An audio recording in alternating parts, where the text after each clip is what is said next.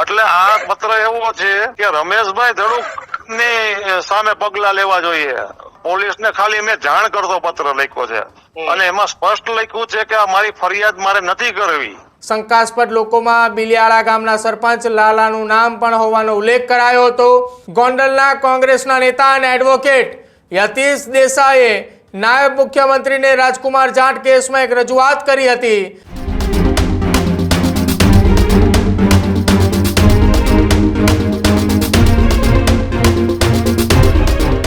નમસ્કાર, આપ જોઈ રહ્યા છો ન્યૂઝ રૂમ ને આપની સાથે હું છું પ્રદીપ. સમાચારોની શરૂઆત કરીએ. ગોંડલથી એક સમાચાર સામે આવી રહ્યા છે કે જ્યાં કોંગ્રેસના નેતા યતીશ દેસાઈએ રાજ્યના નાયબ મુખ્યમંત્રીને પત્ર લખ્યા બાદ રાજકુમાર જાટ કેસની અંદર હવે યતીશ દેસાઈને ધમકી મળી છે.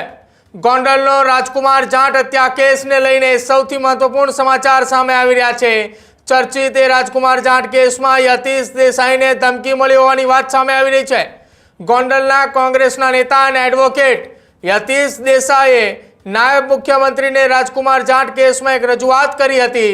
નાયબ મુખ્યમંત્રીને પત્ર લખીને લેખિતની અંદર મેલ દ્વારા એ માહિતી આપવામાં આવી હતી. રાજકુમાર જાટ કેસના શંકાસ્પદ લોકોએ તપાસના દાયરામાં હોવાની વાત કરવામાં આવી હતી. શંકાસ્પદ લોકોમાં બિલિયાળા ગામના સરપંચ લાલાનું નામ પણ હોવાનો ઉલ્લેખ કરાયો હતો અને પત્ર બાદ બિલિયાળા ગામના સરપંચ દ્વારા ફોન પર ધમકી આપવામાં આવી હોવાનો ઉલ્લેખ કરાયો છે. મારા વિરુદ્ધ કેમ આ પ્રકારની અરજી એ પત્રમાં લખ્યું તે પ્રકારના ધમકીભર્યા શબ્દોનો ઉલ્લેખ કર્યો છે. આ સમગ્ર મામલે Gondal city B division police સ્ટેશનમાં યતીશ દેસાઈએ એક અરજી આપી છે અને અરજી આપતાની સાથે જ હવે ચર્ચાનો વિષય બન્યો છે કે રાજકુમાર જાટના કેસની અંદર ગોંડલથી યતીશ દેસાઈએ જે રાજ્યના નાયબ મુખ્યમંત્રીને પત્ર લખ્યો હતો એ પત્ર બાદ હવે એક અરજી કરવામાં આવી છે. ગતરોજ વહેલી સવારે નાયબ મુખ્યમંત્રી હર્ષ સંઘવીને મેલ મારફતે એક અરજી આપવામાં આવી હતી અને એ જ સંદર્ભે મોડી રાત્રે લગભગ 7 વાગ્યાની આસપાસનો સમય હતો જ્યારે ગોંડલ બી ડિવિઝન પોલીસ મથકે એક અરજી કરવામાં આવે છે અને નોંધ કરવા માટેની અરજી કરવામાં આવે છે કે મારા ઉપર કોઈ પણ પ્રકારની અનિચ્છનીય ઘટના બને તો એના જવાબદાર વ્યક્તિ બિલિયાળા ગામના સરપંચ હોવાની વાત કરવામાં આવી રહી છે. રાજકુમાર જાટ કેસના સંદર્ભમાં જે પત્ર લખ્યો હતો એ પત્ર બાદ યતીશ દેસાઈ કે જેઓ કોંગ્રેસના આગેવાન છે ગોંડલની અંદર, તેઓ ચૂંટણી લડી ચૂક્યા છે અને તેમની સામે હવે ધમકીભર્યા ફોન કોલ તેમને આવ્યા હોવાની વાત એ અરજીની અંદર ઉલ્લેખ કરાયો છે. સમગ્ર મામલે અમે પણ યતીશ દેસાઈ સાથે ટેલિફોનિક વાતચીત કરવાનો પ્રયત્ન કર્યો હતો કે આખા કેસની અંદર શું કઈ વાત છે, કયા કારણોસર એ તેમને ધમકી મળી, શું એવા પત્રની અંદર ઉલ્લેખ કર્યો હતો રાજ્યના નાયબ મુખ્યમંત્રીને કે યતીશ દેસાઈને ધમકી મળી, શું કહ્યું યતીશ દેસાઈએ, સાંભળો એ પણ. ગોંડલથી કોંગ્રેસ નેતા અને એડવોકેટ યતીશ દેસાઈએ ગતરોજ એક પત્ર લખ્યો હતો અને પત્ર બાદ તેમણે મોડી સાંજે બી ડિવિઝન પોલીસ મથકે એક અરજી પણ કરી છે. શું મામલે અરજી કરી છે સીધી જ વાત તેમની સાથે કરીશું. યતીશભાઈ, ગતરોજ તમે રાજ્યના નાયબ મુખ્યમંત્રીને એક પત્ર લખ્યો હતો ને ત્યારબાદ મોડી સાંજે તમે એક અરજી પણ કરેલી છે ગોંડલ બી ડિવિઝન પોલીસ મથકે. કયા મામલે અરજી કરી છે અને શું આખી હકીકત હતી? એમાં વાત એવી છે કે અમે ગઈકાલે સવારે એક મેલ કર્યો નાયબ મુખ્યમંત્રીશ્રીને. એ મેલ એ પ્રકારનો કર્યો કે નાયબ મુખ્યમંત્રીએ જયારે ગોંડલની મુલાકાત લીધી ને રમાનાથ ધામ મંદિરના દર્શને ગયા હતા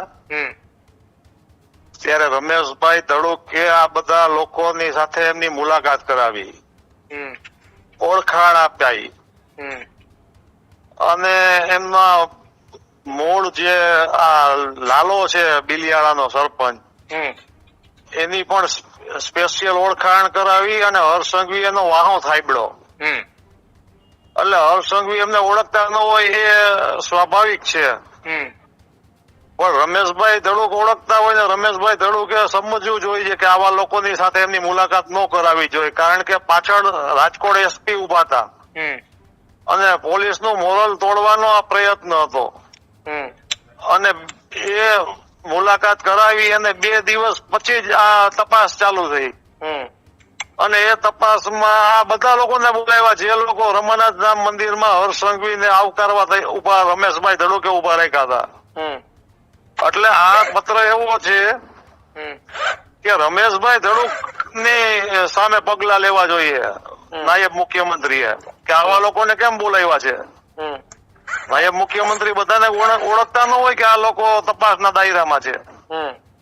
આ પત્ર આ મુજબનો પત્ર છે, પણ એ વાત કોઈ લેતું નથી, લખતું નથી કે ભાઈ આ પત્ર રમેશભાઈ ધડુ કે આ લોકોને બોલાવ્યા હતા એની સામે પગલા લેવા જોઈએ એવો પત્ર છે.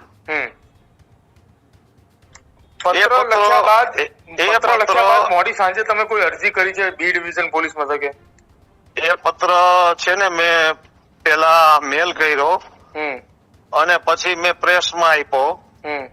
એ રિપોર્ટરો પ્રેસ રિપોર્ટરો એ સોશિયલ મીડિયામાં મૂક્યો હોય અને એ વાંચ્યા પછી 4 ને 5 મિનિટે આ લાલાનો મને ફોન આવેલો.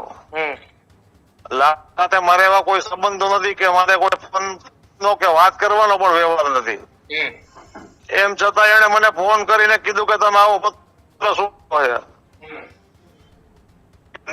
મેં જાણ છે પોલીસને જે જાણ કરતો કે ભાઈ આ માણસ છે એ ભવિષ્યમાં મારા પિતાશ્રી ઉપર જે લોકોએ હુમલો કર્યો તો એના દીકરા અને એની સાથે આ બધા લોકો જોડાયેલા છે અને એ લોકો ગણેશના સાગરીતો છે, એટલે આ નોંધ કરજો. ખાલી મારે આવા લોકો સામે ફરિયાદ કરવાની જ ન હોય ને એવા લોકો ધમકી આપે તો એનાથી કોઈ ગભરાવાનું ન હોય, પણ પોલીસને ખાલી મેં જાણ કરતો પત્ર લખ્યો છે અને એમાં સ્પષ્ટ લખ્યું છે કે મારી ફરિયાદ મારે નથી કરવી. એવી ધમકી એવા એનું કઈ ધ્યાન ન લેવાનું હોય, એની કોઈ હેસિયત નથી કે ધમકી આપી શકે. આટલી જ વાત છે. અચ્છા યતીશભાઈ, રાજકુમાર જાટ કેસની ફરી એકવાર તપાસની શરૂઆત થઈ છે. શું લાગી રહ્યું છે તમને? શું હકીકત આવી શકે? કેમ કે ગોંડલની અંદર પણ તપાસની ધમધમાટ તેજ થયો છે. સુરેન્દ્રનગર જિલ્લા પોલીસ વડાને તપાસ સોંપવામાં આવી છે. એ તપાસનો વિષય છે ને, એ તપાસ તો પોલીસને પૂછવું જોઈએ કે શું કરે છે કે શું નહીં. પોલીસ જ્યાં સુધી કોન્ફિડેન્શિયલ રાખતી હોય ત્યાં સુધી આપણે પોલીસને પણ ન પૂછી શકીએ કે ભાઈ તમે તપાસ કેવી શું કરો છો ન કરો. એમની ઉપર વિશ્વાસ રાખવો જોઈએ અને એ જે તપાસ કરે છે એ વ્યાજબી જ હશે એવું આપણે માનવું જોઈએ. બિલકુલ. આભાર યતીશભાઈ વાતચીત કરો બધા.